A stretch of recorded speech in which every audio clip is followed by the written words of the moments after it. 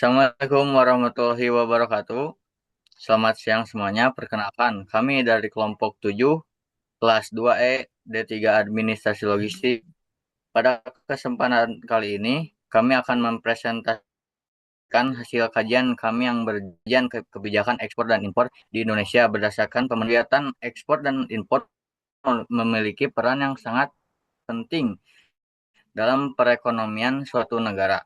Melalui Indonesia bisa memperluas pasar dan meningkat devisa negara. Sedangkan impor memungkinkan kita memenuhi kebutuhan barang dan bahan baku yang belum tersedia di dalam negeri. Namun, dalam beberapa tahun terakhir, terdapat banyak perubahan kebijakan melalui berbagai Pemendag, mulai dari tahun 2003 hingga 2005, yang berdampak langsung pada pelaku usaha dan sistem.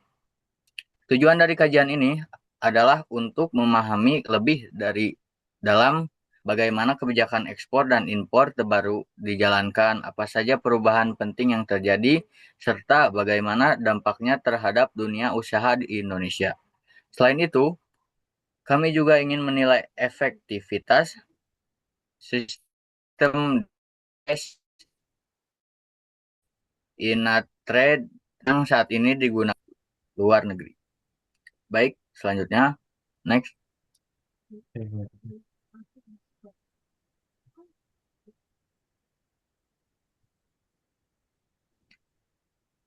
Pentingnya regulasi untuk stabilitas ekonomi Indonesia.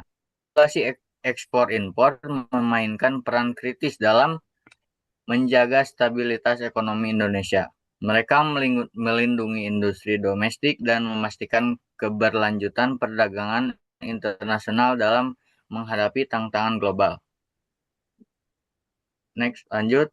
Ada kebijakan impor yang diatur dalam Peraturan Menteri Perdagangan Republik Indonesia Nomor 16 Tahun 2025, berlandaskan pada sejumlah ketentuan hukum yang menjadikan pijakan pelaksanaan, yaitu Pasal 17 Ayat 3 Undang-Undang Dasar Negara Republik Indonesia Tahun 1945 yang memberikan kewenangan kepada Presiden untuk mengatur dan mengkoordinasikan urusan pemerintahan termasuk bidang perdagangan.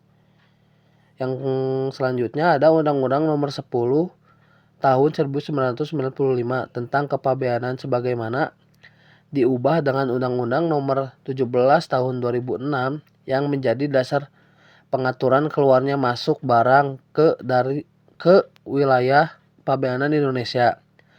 Yang selanjutnya ada Undang-Undang Nomor 7 Tahun 2014 tentang perdagangan sebagaimana diubah dengan Undang-Undang Nomor 6 Tahun 2023. Permendak Nomor 16 tahun 2025 diterbitkan sebagai penyempurnaan terhadap regulasi impor sebelumnya dengan sasaran utama untuk menciptakan sistem perdagangan luar negeri yang tertib, efisien, dan berdaya saing tinggi. Kebijakan impor juga memiliki landasan hukum dan tujuan utama kebijakan. Yang pertama, dasar hukum mengacu pada UU Perdagangan dan UU Kepabeanan. Yang kedua, tujuan utama menjaga keseimbangan perdagangan dan industri lokal. Yang ketiga, provisi utama pembatasan dan larangan impor barang tertentu. Yang terakhir ada sistem lisensi API dan NIB sebagai persyarat impor.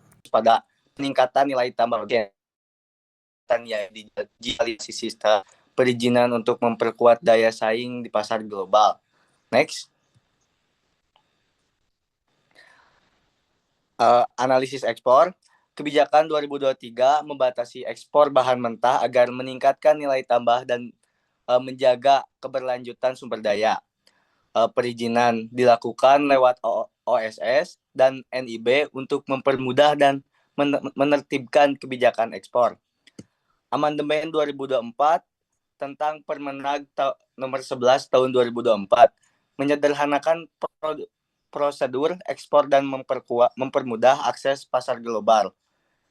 Digitalisasi 2025 Permendag nomor 9 tahun 2025 tentang layanan ekspor berbasis digital untuk mempercepat proses, meningkatkan transparansi dan efisiensi pelaporan.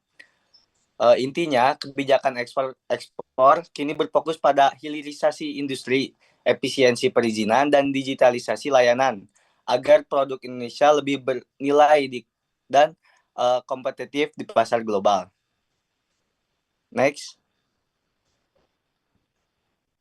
Analisis kebijakan berdasarkan hasil kajian terhadap berbagai regulasi ekspor dan impor yang diterbitkan oleh Kementerian Perdagangan sejak tahun 2023 hingga 2025, dapat disimpulkan bahwa arah kebijakan pemerintah Indonesia saat ini berfokus pada penguatan tata kelola perdagangan luar negeri yang lebih tertib, efisien, dan berkeadilan. Pemerintah berupaya menyeimbangkan kepentingan antara ekspor dan impor melalui penerapan regulasi yang adaptif terhadap dinamika ekonomi global, sekaligus mendukung pertumbuhan industri nasional. Dalam kebijakan dalam negeri melalui program hilirisasi, pengawasan komoditas strategis, serta digitalisasi sistem perizinan berbasis OSS, Inatrade, dan ACNSW.